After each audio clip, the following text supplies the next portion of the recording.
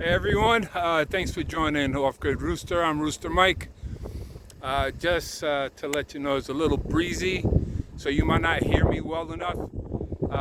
Today is Tuesday, the second day with this swale, so I'm going to post videos day by day so you can see what I'm doing. It's really nice. The breeze, the weather is perfect. It's about, I figure, about 80 something degrees, but it's nice. It's cloudy. Today is supposed to rain in the evening with high winds. I have a feeling we're not going to get rain tonight and tomorrow day. So it's supposed to rain tonight and all day tomorrow. That's what they say. That's the weather prediction. And here we don't go by weather predictions. We just go by what we see in the sky. And it's very cloudy. You can see behind me, and you can see all the clouds. That's to the west. That's to the north. That's to the east. And back there is to the south.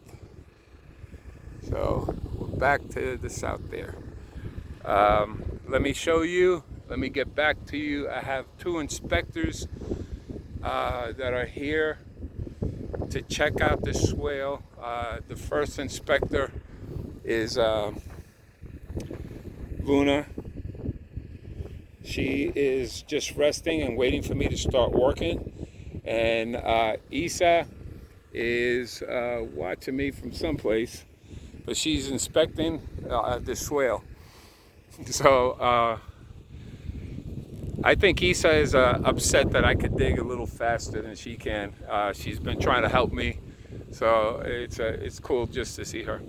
Well, I'm going to show you from one side going down, and then I'm going to show you from the other side of what I've done with this swale. This is the berm. It's growing slowly. This is the side that's going to go to the west here. And I'm trying to dig this up, trying to dig it down a little more, so just in case the water wants to pass. Because, you know, a lot of people, what they do is they prepare for that 100-year storm. That massive water will come down when in the monsoon season. I'm doing it a little bit at a time. I'm taking a chance because I don't know what the weather is going to bring. And depending on the force, how the berm is going to hold up, how the hole that I'm making right here will hold up, will determine how I have to adjust. So, you know, I'm not going all the way. I've been digging quite a bit. There goes Isa, and then that's Luna, the two inspectors. But this is the one side. Now I'm dropping down about 7 inches from where I'm showing you. But you can see down here, it slopes down, and then it gradually goes straight down and slopes up again. So I have to make this a lot deeper so it'll be level. The swale comes from here and it goes up this way right now. It's going to go straight, flat, and then come up. Again, I have to take that bush out that's in the back, but as you can see from the other side, it's massive work. I'll tell you that right now. And this is what I'm talking about, that it's going down and then it flattens out. There's a dip there, which I'm going to put a little bit of dirt in there, and then just keep leveling it out, bringing it up a little bit. So the water, instead of localizing in a small area, it's now going to localize in a wider area to hold more water in a short distance. But I'm going to try to make sure that they're equal, that when the water falls on this side, because this is where most of my water is coming from, you can see the way that there's very few brush on these sides. That's because the water travels straight down to here and then goes right inside. So this is like the real low spot. And I want to disperse the water to each side. Hopefully that'll work. This side back here is a little higher than down here, and it goes up a little bit and then it drops all the way in the back. So I have to go with the contour of the land, because I don't want to localize all that water to come in one area and doesn't know where to go, you know. So that's my plan. Now this bush right here, I'm going to remove it, and I'm going to remove that bush where Luna's at, and that other with the brown bush in the back. And I'm going to try to see if I come out as far as I can here today.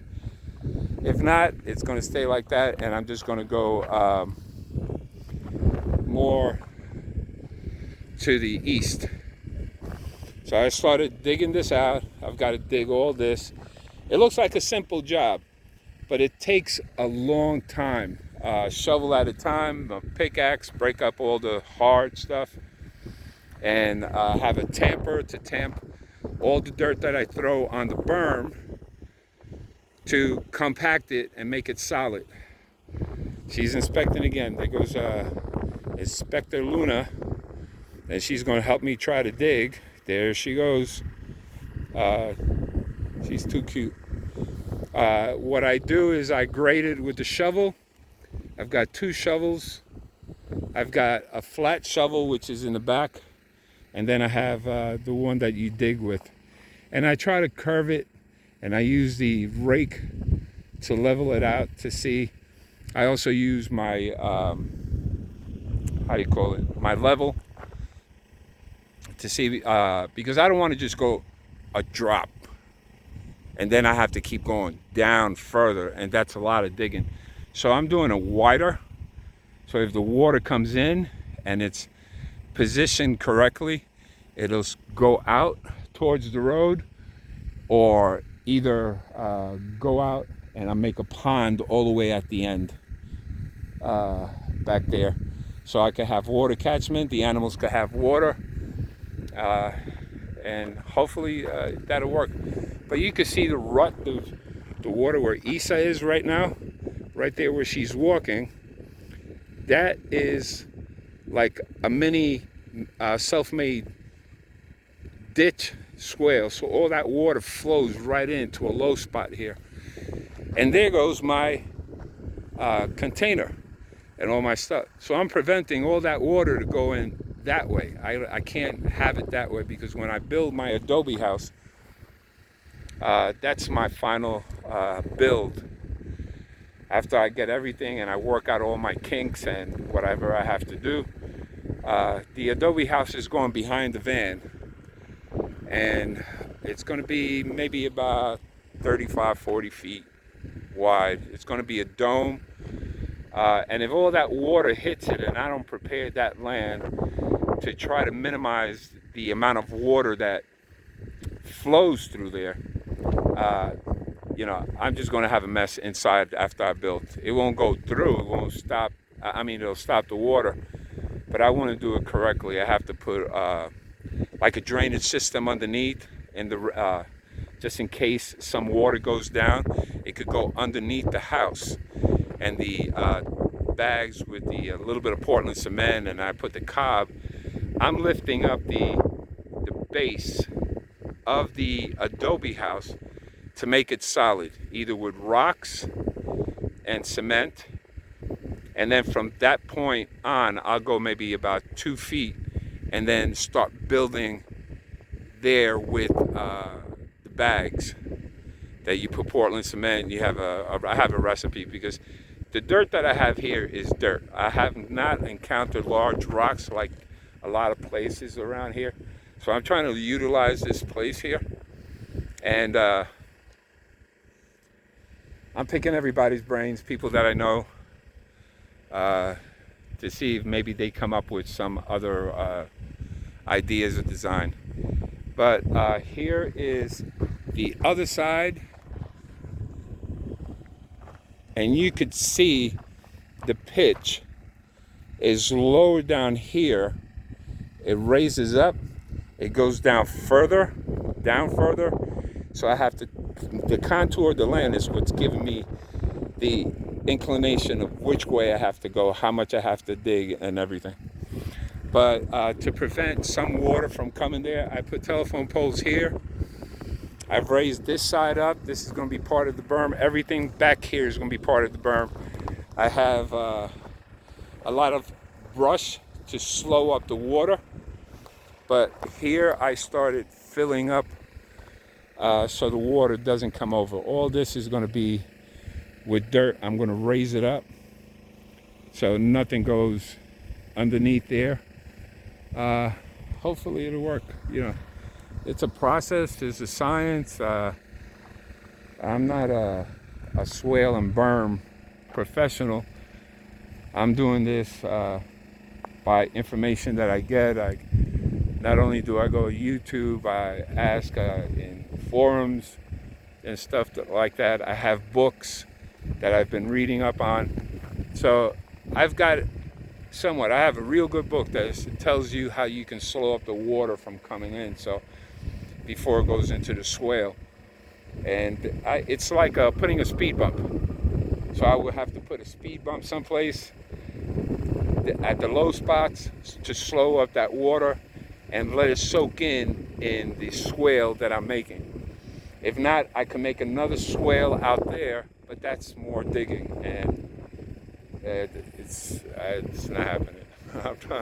I'm not digging. I'm doing the best that I can right now, see how that works, and then I'll go on from there. But I need to finish up the inside of my container and do other things. I'm just trying to beat that rain. That's the only problem that I'm trying to do. I should have done it earlier. But I've worked 2 days. Tomorrow, depending on what the weather brings, if it's not raining in the morning, I'm going to start again. I'm going to be working all day on this. It's going to take me a long time, and towards the evening, because it's humid. You could tell it's going to rain, but it's getting humid out here, and the winds are picking up slowly. So guys, don't forget to like, subscribe, and share these videos. I need 1,000 followers so I could put a live video on, and you could see the work in progress, and it'll cut a lot of questions. I've also had a question: why do I carry this whistle? This whistle is for my dogs. It's also an emergency whistle. It's a very loud whistle. So my dogs are already trained that they could run off, and if I don't see them and I blow the whistle once, they lift up their heads. The second one, they start walking, and if I have to whistle the third time, they're in trouble. But they're always here, usually before I blow my second whistle. But they're doing fine. They don't go into the road. They don't go on other people's properties. And that's how I walk them around the boundaries so they could stay here. And they're really good friends. They play hard, but they're really good friends. Isa is teaching her quite a bit.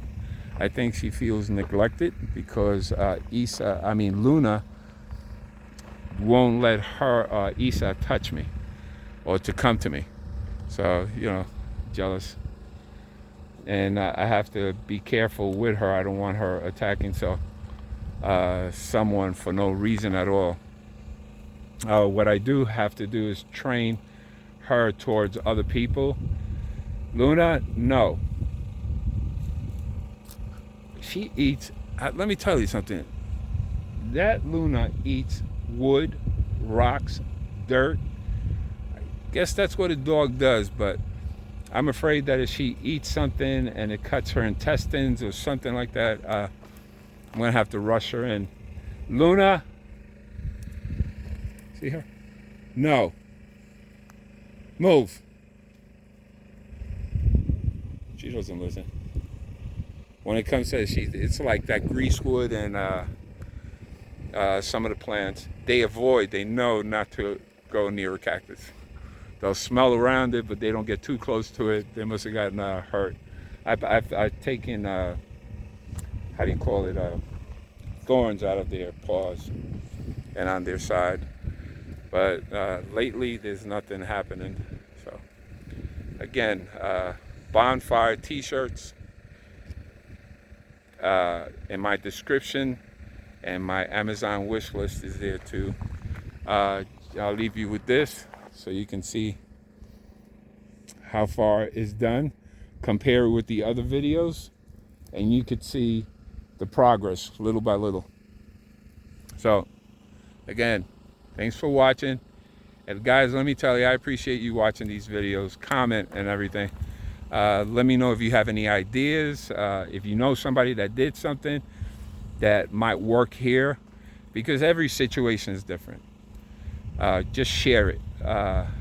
Share the video, ask your friends. If you live around this area, it'd be great. I pick everyone's brains and then I utilize what I can for this area.